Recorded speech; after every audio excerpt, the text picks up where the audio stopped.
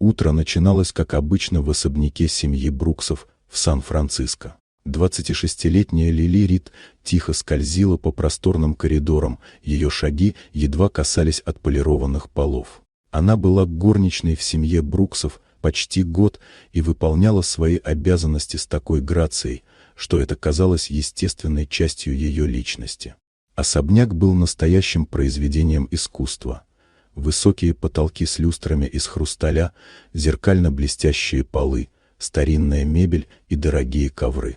Но за внешним блеском скрывалась напряженная динамика семьи. Лили выросла в скромной семье, работала на нескольких подработках и училась по вечерам, видя в работе у Бруксов шанс изменить свою жизнь.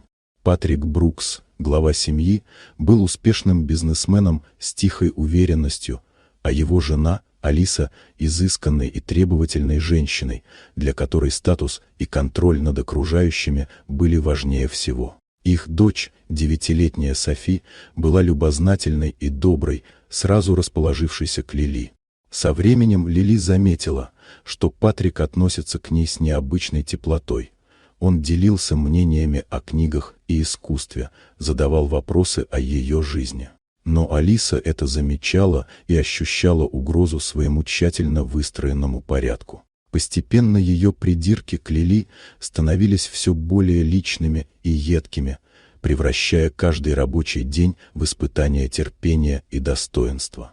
Переломный момент наступил во время званого ужина для деловых партнеров Патрика. Лили тщательно подготовила дом, полировала серебро, расставляла цветы и следила за идеальной подачей блюд. Все шло безупречно, пока Алиса внезапно разорвала ее униформу прямо на глазах гостей. Тишина охватила зал, и Лили, сжавшись от смущения, держала себя с достоинством, несмотря на слезы. Патрик, наблюдавший за происходящим, поднялся.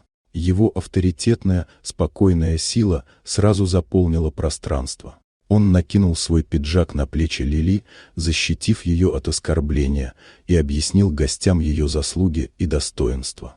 Он подчеркнул ее трудолюбие, ум и характер, которые заслуживают уважения.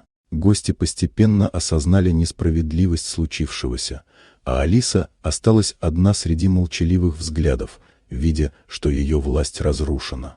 Софи, стоявшая рядом, обняла Лили, подтверждая, что доброта сильнее жестокости. Лили почувствовала, что ее жизнь изменилась навсегда.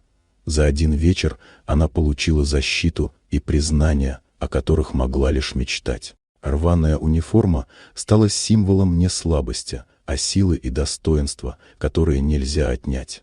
6 месяцев спустя Лили завершила свое образование с отличием, продолжая работать в семье Бруксов, которая теперь ценила ее не только как сотрудницу, но и как человека, достойного уважения. Особняк оставался роскошным, но настоящая ценность дома больше не измерялась хрустальными люстрами. Она заключалась в смелости отстаивать правильное. Вот такая удивительная история. Дорогие друзья, если вам понравилось видео, поставьте лайк, а также подписывайтесь на канал, впереди еще много интересного.